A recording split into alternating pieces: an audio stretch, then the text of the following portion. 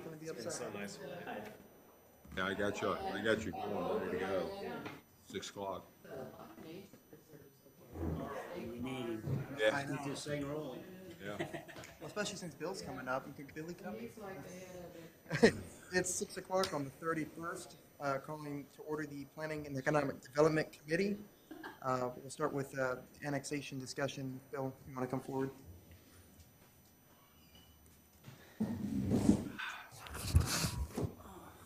Thanks for holding another meeting. I'm sure you guys love meeting. This, just to refresh your memory, back in June of this year, Redevelopment Commission was going to purchase this property on Chase and Davis, but they needed the assurance from council twofold, that you supported their purchase, and secondly, if they were to bring a petition in front of you as the sole owner of the property, you would support it. So you approved that. That has happened. They have signed and approved a petition at their last redevelopment commission as the only landowner that they are requesting to be, to go through the annexation process. They want to be annexed for that property. So the next step is to come to you. It needs to be, I know you guys do a first and second reading. Some cities call it introduced. Some call it adopted the first month or whatever. But they'll come to you in September, and you vote on it. And then it'll come at a later date for the second reading. You will see also a public hearing posted on September 12th in the Ferris Tribune, to give you a heads up. Basically saying on October 2nd, there'll be a public hearing right before your council meeting. And at that time, I'll also bring a fiscal plan in front of you. When you annex, you have to have a fiscal plan, and you have to have a public hearing, you have to have a petition, and you have to have this thing adopted twice. So that's kind of a chronological order of where we're at. So next up is to get on your agenda for September 11th, to hopefully be approved, and you've already supported it and approved it, so it's more of a formality at this point. So I have sent that to you. I did read the ordinance, and Dwayne will probably change it because the term they used, it was introduced on September 11th. You'll need it was approved on first reading, assuming you approve it. So that would need to be changed on the ordinance. And then, Bill, what time's is it 6:25 going to be the, It can be, or what do you? I'm calling the paper tomorrow, so whether you guys want 6:20, 6:25 on October 2nd, 6:20. I guess it depends on if anyone wants to come and yell at us about it again. I don't think we'll have that since it's Probably not. technically been approved. So That's fine. 6:25? That's fine. Have it right before the meeting. That's all I can think of. And the fiscal plan is, it's odd. When you have to prepare a fiscal plan for an annexation, but the municipality doesn't have to follow through with it. So when you talk about public services and infrastructure, you just have to have a plan of what it's supposed to be in that area. You don't have to actually fund it and follow through with it. No timeline at all on that? No.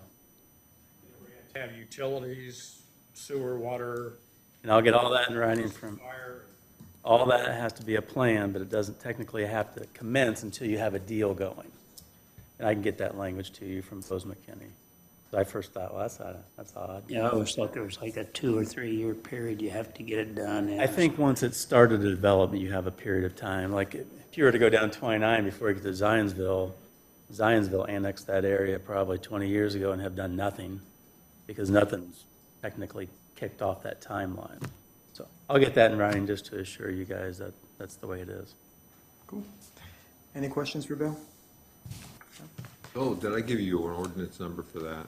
You gave me ordinance Was it 19? 19, Okay. correct? Yes. Recommendation, we move it forward. Anyone opposed? Perfect. Awesome. Thanks, Bill. Thank you. All right. Next, we have the transfer of Patriot Park to the Logansport Redevelopment Commission.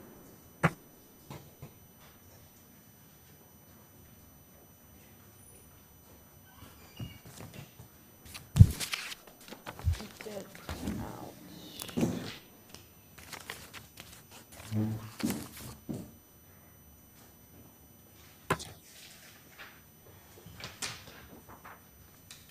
is similar to our other properties that we brought Thank you. forward send to redevelopment commission to do, be able to redevelop the sites.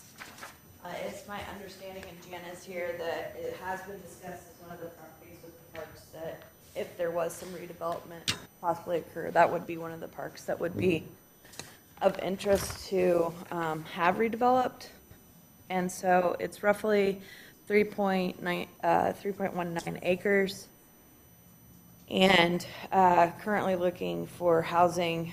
It would go through an additional process because it is currently zoned open space, so we would have to rezone it.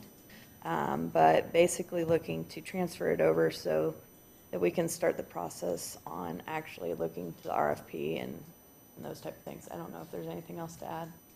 No, just that we've had interest from developers on this site. We've been kind of keying this up for a little while and discussing it with the parks a while back to get their buy-in on doing something there.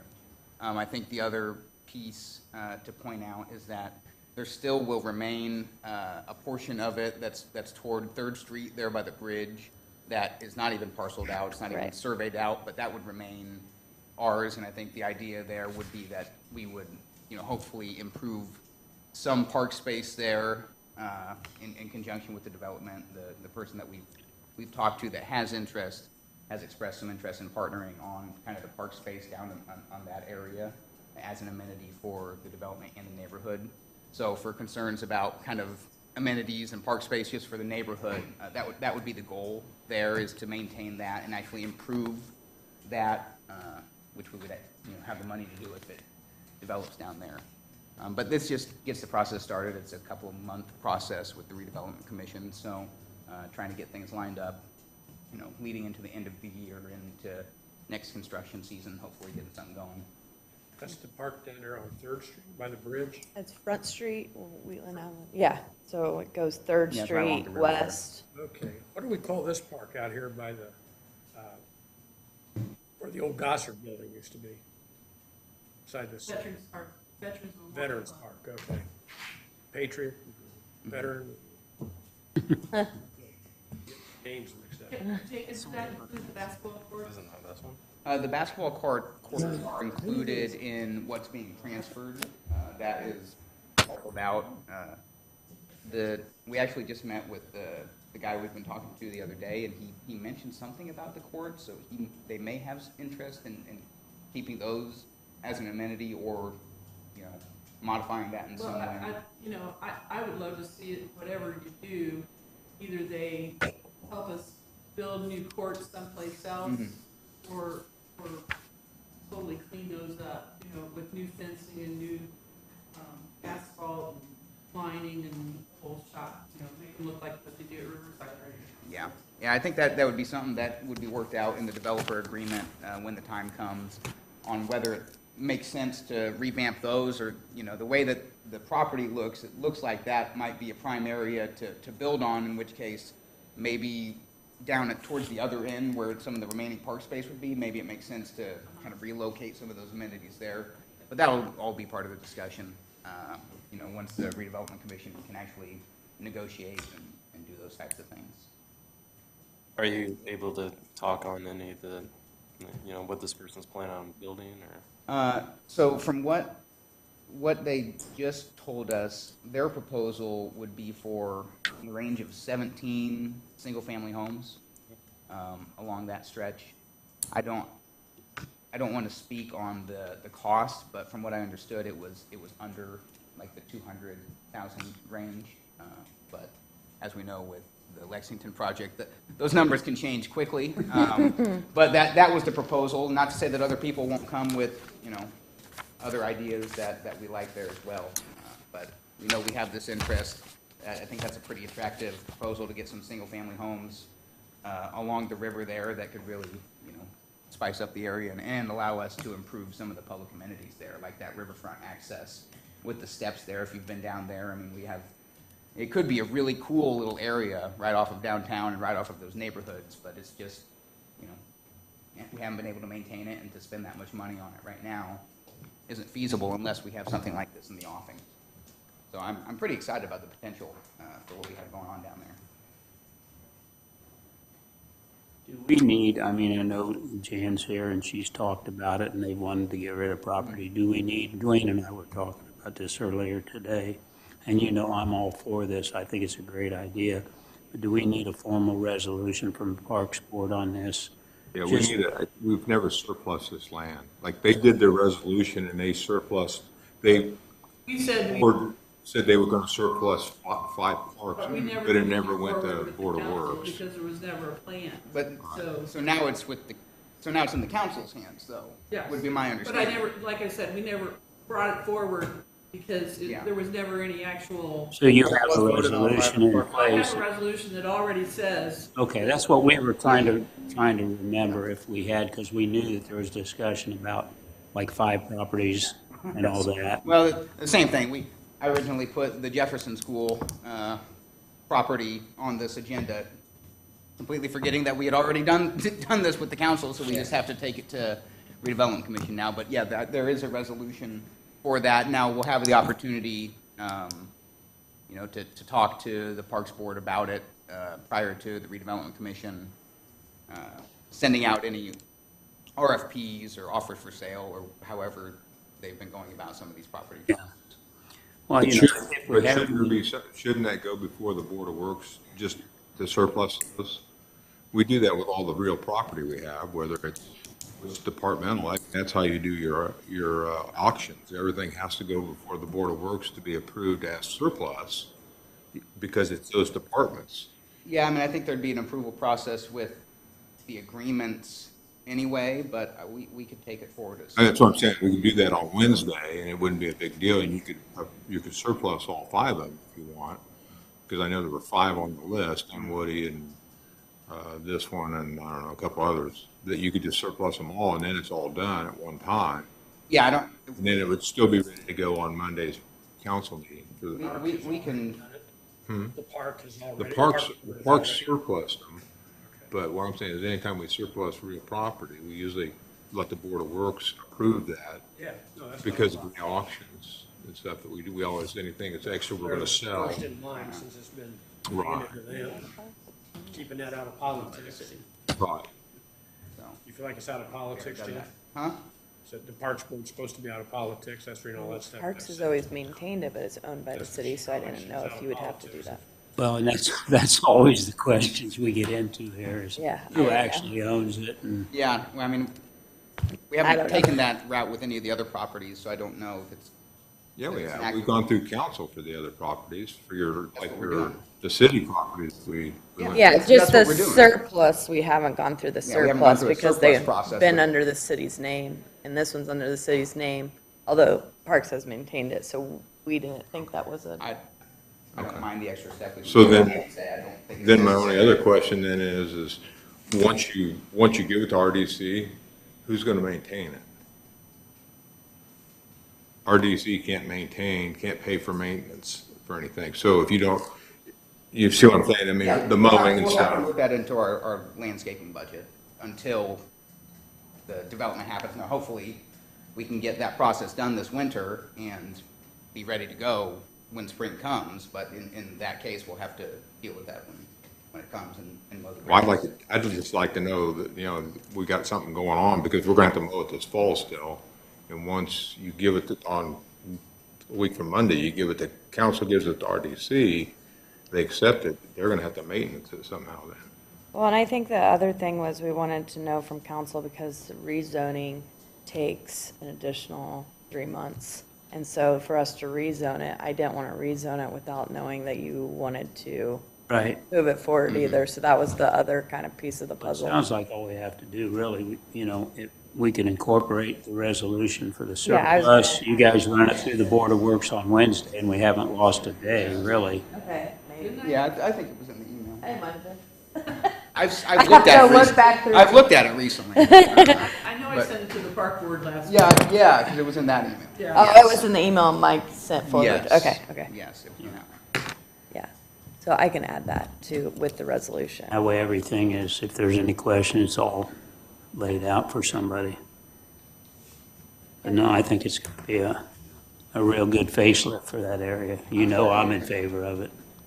I'm glad. We've been working on it for a little while, and it's good, always good to get to this point. It also accomplishes the reduction of excess parkland that we need to. Oh, absolutely. We needed to work on that for a long time, and there's other, between Franklin School and Columbia Elementary School, those playgrounds are still gonna be there. And I think there's even better one at Columbia, so, there's still areas for kids to go to, within walking Right. distance. So, not right across the street anymore, but but they're the ones that aren't taking care of it. They're the ones that are, the people across the street should have been letting us know about stuff a long time ago.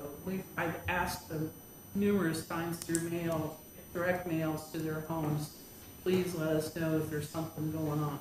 And nothing. So, Well, hopefully this can be a win-win for, the city and the neighborhood, and, allow us to, prioritize our features down there and make them better, and, hopefully they might, for a time, feel like they've lost something, but I would hope that we can provide something there that'll be a really long-term benefit to the entire neighborhood. Any other questions, comments from anybody? No? Make a motion to move it forward then? Yep. We'll move that forward to the September 11th general council meeting. And I think, and correct me if I'm wrong, the last thing on the agenda was the DORA program? Is that how you say it? I have one additional thing too Okay. that I want, do you want to do the, I just have the state and then here's all the stuff that Shelby's all done. Okay, cool. I have like the ATC rule. Oh, okay, okay. Hey, Jan, enjoy your vacation. Yes, Sorry about that.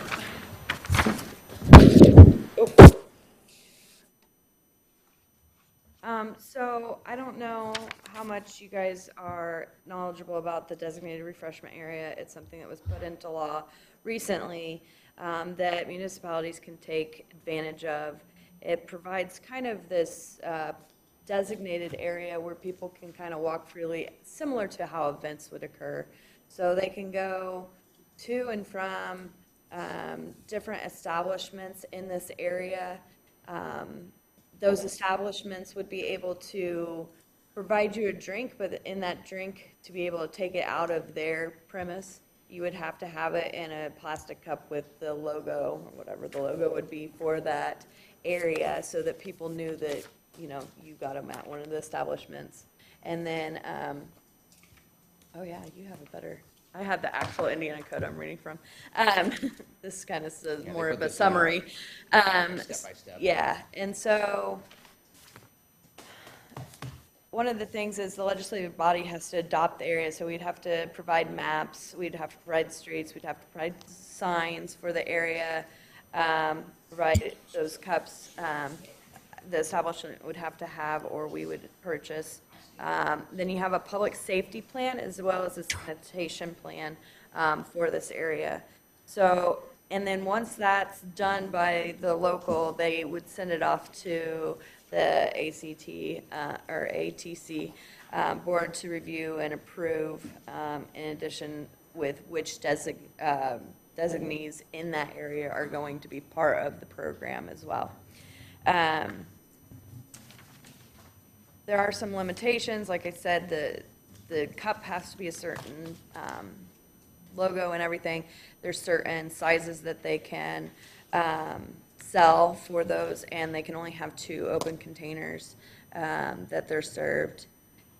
Any business that they would go from to the next business, they can also, that business can refuse them to come inside, so it's still, it's not like a requirement to let them have that, but this kind of just opens it up to be more of a free-flowing entertainment, similar to our festivals where you can go. We have a lot of different music things going on downtown, so if you wanted to finish your drink at Bonus Pines before you went to Black Dog or whatever, you would actually be able to take that drink with you to the next place. So it just kind of brings in a different feel and availability for people that are enjoying the atmosphere in our downtown. The biggest stipulations are the setbacks from churches and schools. There is a 200-foot from walls, the wall-to-wall from your district, unless a school or a church would be able to, wanted to sign off on it and let you do it a little bit larger area, and they don't care that they're so close. So that's the basic premise of it. I don't know if you have Yeah, added. there are a couple of other things to it, other than just kind of existing brick and mortar establishments participating. It would basically set it up so that like the Taste doesn't have to get their own individual permit and go through the process of drawing all the maps and doing that kind of stuff, but 'Cause they they could would be just in it. fold in under this. Same thing with, potentially the Squeal on the Eel, if we encompassed like Riverside Park within it or wherever they, want to have it. If you did that, they wouldn't have to get their specific permits. They would just have to follow all of the regulations, have the cups, not serve more than however much. So, and this actually came up, the concept came up maybe 2 years ago from the mayor, actually. He went to Michigan and visited a place up there, and I don't know if you guys have been to kind of like Holland or some of these other places up there, but they have had this ability for maybe 5 years or so, where they could have these districts and draw their own districts. And he came back and wanted to do it in Logansport and figured out that we couldn't because of the state law. And so that's what they did this July, is change the state law to allow cities to choose to do this in areas of interest for them if they so chose. And you can set days, hours, those types of restrictions as well.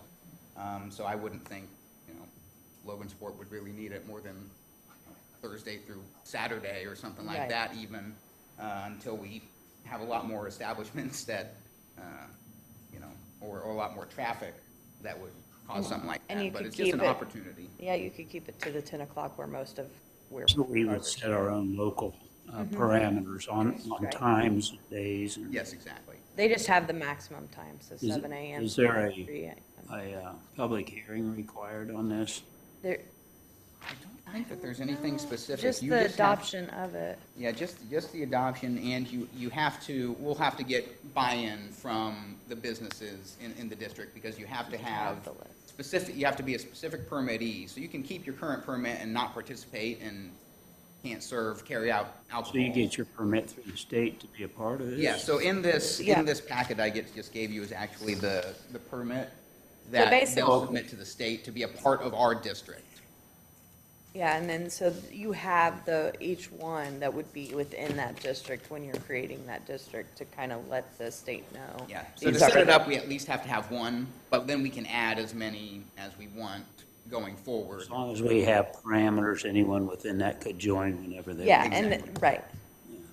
But initially setting it up, you wanted the designate, at least one, but Right. I'm sure that we could probably have a few more that I'm would sure be we wanting have some to go forward with that. One of the other things is, they don't have to have fencing, so like, currently Bonus Pines have to have fencing around their outdoor. If anybody has any alcohol there, you wouldn't have to have that if you're in this designated area. So if Boardwalk wanted to start selling drinks and they wanted to sit outside on the sidewalk, they wouldn't have to put in fencing, which obviously would not work for them because the sidewalk isn't big enough anyway. So that provides them some convenience too.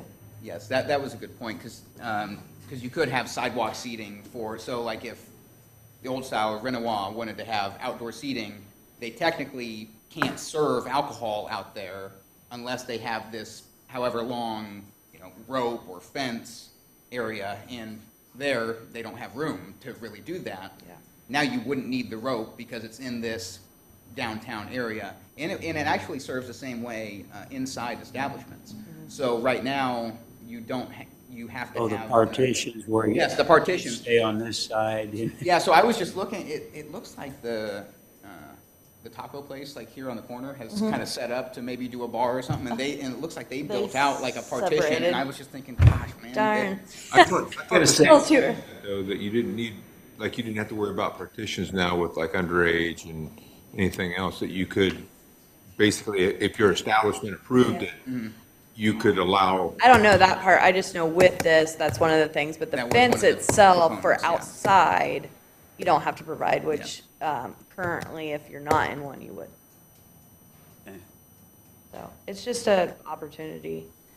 Yeah, we've had some interest from Logan's Landing, has expressed interest in this in the past, you know, for, some of the members there have wanted to do like sip and shop type events and things like that, and we've even talked with the necessity of having specific cups to use for this district, that it might even be an opportunity for the downtown businesses to partner with Logan's Landing to have them purchase, you know, the cups in bulk and have them buy them from them and serve as some sort of a fundraiser Right. for Logan's Landing too, because I would imagine that, you know, to get one of these, you know, cups versus getting one of the glass ones and just drinking it there would probably cost you a couple extra bucks at least.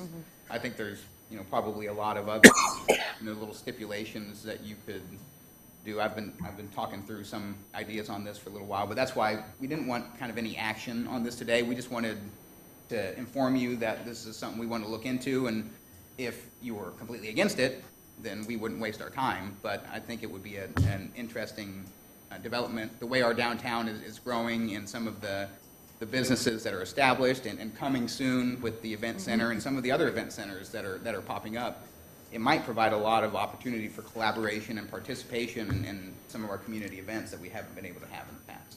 But I think it's just a cool opportunity. Well, and I know the downtown people are all interested in it. I mean, they've asked me about it. I don't know anything about it. You know, so this is good education here today. And that's basically what. I had looked it up, but to see what it was and all that. But, you know, Tim was asking me about it, and a couple others have too. And you know, it's like everything. As long, you know, most people will be responsible, but you'll have that handful, no matter what you do. So. And it's going to take enforcement too. I mean, that there's going to be people that are concerned that, you know, you're allowing people to walk around and cross streets and things like that doing this. And so, you know, it's going to be on, you know, police officers and the public to report if somebody is doing something unsafe. And we'll have to have very strict enforcement on that so that people learn this is a great amenity and opportunity for us, but you got to behave. And that's, you know, we've been very fortunate.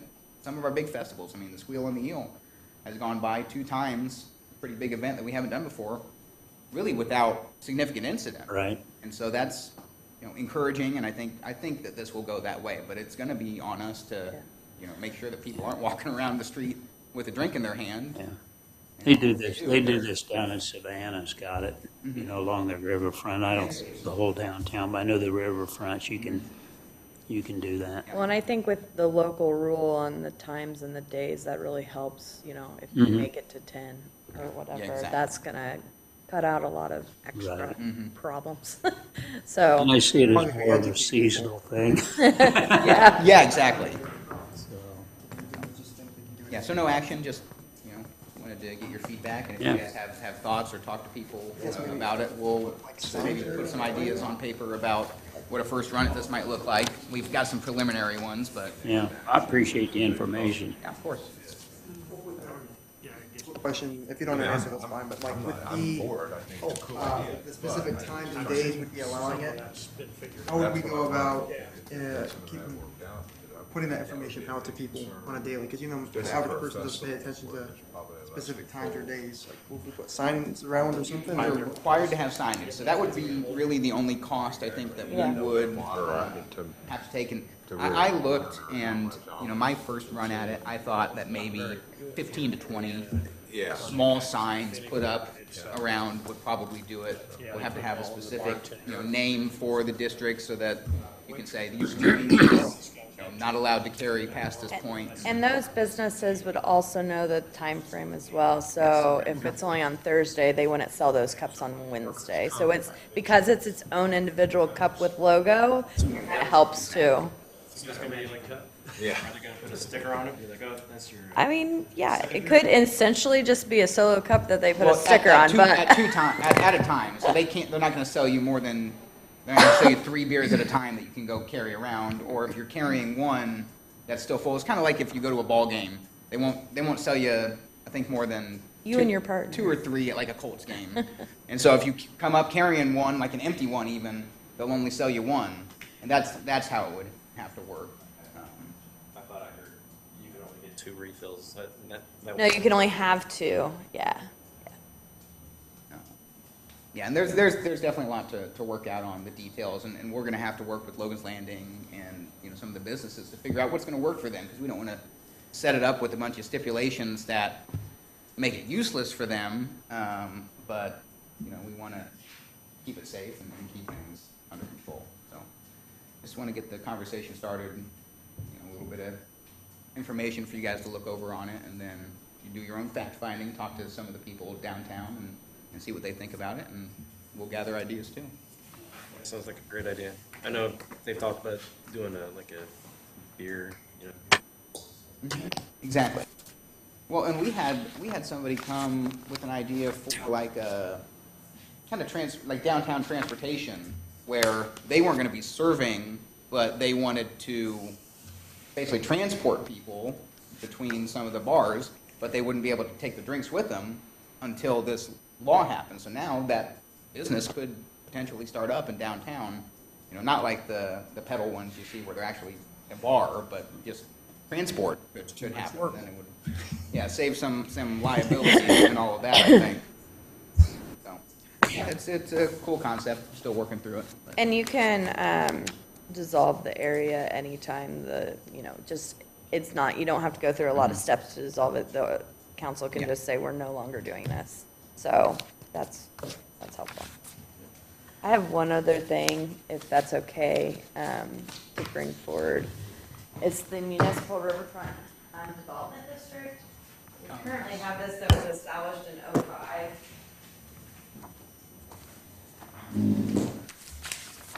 Thank you. And the previous district, I'll send you word copies of this. Don't mind my grammatical errors, I did this today. I'll fix this. If you want to really look at it, it's the map on the back. So what it is you can take from the rivers 1,500 feet from each river to provide this area where it's easier to get a 3-way license for people that want to have that in our downtown. We've had a few people recently use this as a possibility to get some permits for that 3-way license. So with our different development that's happening and with our look on Race Street, our current one only goes to 8th Street. And so you can see the little triangle, just so that you know.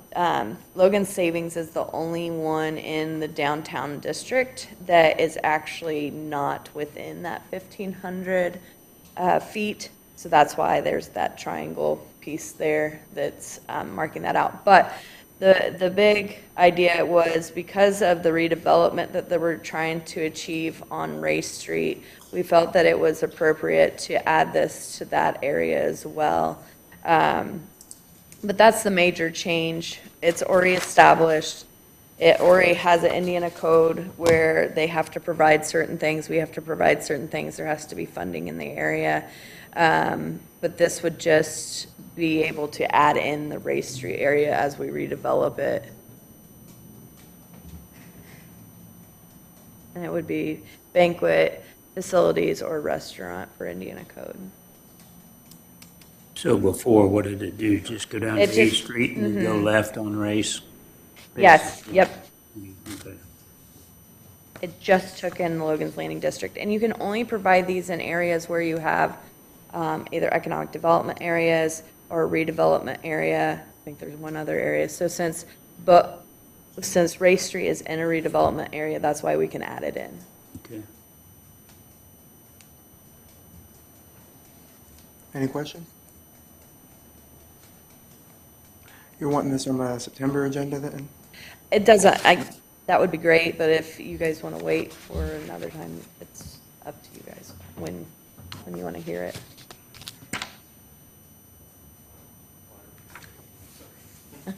Any objection to moving this Oh, to no, September not at meeting? all. I don't know. All right, so we'll move this forward to the September meeting then, September 11th specifically for the record. Was there anything else for this committee before we adjourn? Nothing? All right, at 6:35, I call the meeting adjourned.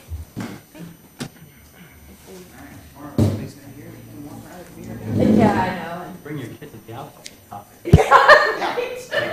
You know, I wonder. They're like, Listen, I said, I have to go to a meeting. He goes, can I come? And I said, why do you want to go? I don't even want to go. And he said, because I want to go. He wants to try to hit off my place. So if you come with mom to a meeting, it's easier to talk her into dropping you